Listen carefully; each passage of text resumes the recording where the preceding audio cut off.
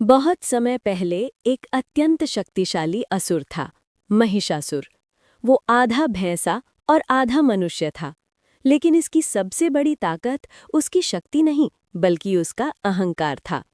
महिषासुर ने सोचा कि उसे दुनिया का सबसे शक्तिशाली बनना है। इसके लिए उसने घोर तपस्या की और वर्षों तक भगवान का ध्यान किया।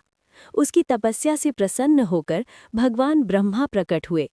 महिषासुर ने वरदान मांगा, हे प्रभु, मुझे ऐसा वरदान दीजिए कि कोई भी देवता या पुरुष मुझे मार न सके। भगवान ब्रह्मा ने उसे वरदान दे दिया।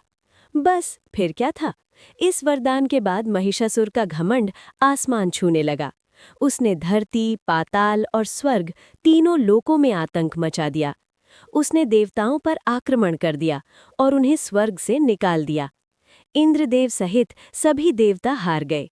चारों ओर भय, अन्याय और अंधकार फैल गया। हारकर सभी देवता एक साथ गए भगवान विष्णु और भगवान शिव के पास। तब सभी देवताओं के क्रोध और शक्ति से एक दिव्य प्रकाश उत्पन्न हुआ। वो प्रकाश धीरे धीरे एक देवी के रूप में बदल गया। वही थी माँ दुर्गा। माँ दुर्गा का रूप अत्यंत तेजस्वी था। उनके 10 हाथों में देवताओं द्वारा दिए गए शक्तिशाली अस्त्र शस्त्र थे। त्रिशूल शिवजी का, चक्र विष्णु जी का, वज्र इंद्र का, तलवार, धनुष और कई दिव्य हथियार। वे शेर पर सवार होकर युद्ध के लिए तैयार हुईं।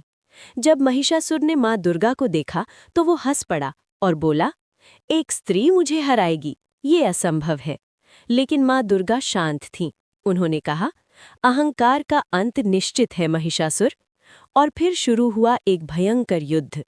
महिषासुर ने अपनी विशाल सेना भेजी। राक्षसों और दैत्यों ने चारों ओर से हमला किया। लेकिन माँ दुर्गा ने अकेले ही उनकी सेना को परास्त करना शुरू कर दिया।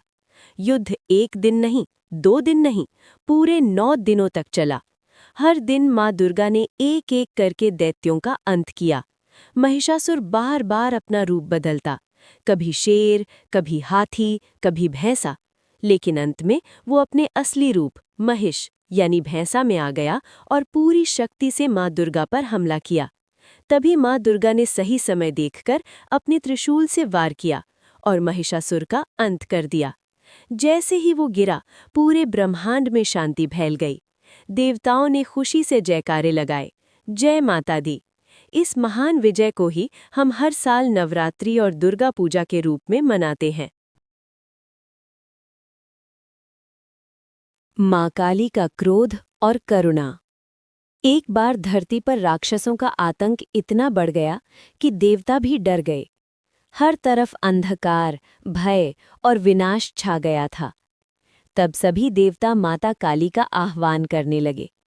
अचानक आकाश काला हो गया और प्रकट हुई माँ काली, भयंकर रूप, लाल आंखें और गले में मुंडों की माला। उन्होंने राक्षसों का संहार शुरू कर दिया।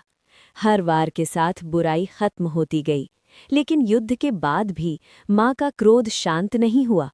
उनका तांडव पूरी सृष्टि को नष्ट कर सकता था। तब भगवान शिव स्वयं उनके सामने लेट गए। जैसे ही माँ काली का पैर शिव जी पर पड़ा, उन्हें अपनी भूल का एहसास हुआ। उनका क्रोध शांत हो गया और वही भयंकर रूप एक माँ की ममता में बदल गया। सीख। माँ काली सिखाती है कि बुराई के खिलाफ क्रोध जरूरी है, लेकिन उसे समय पर शांत करना और करुणा में बदलना ही सच्ची शक्ति है।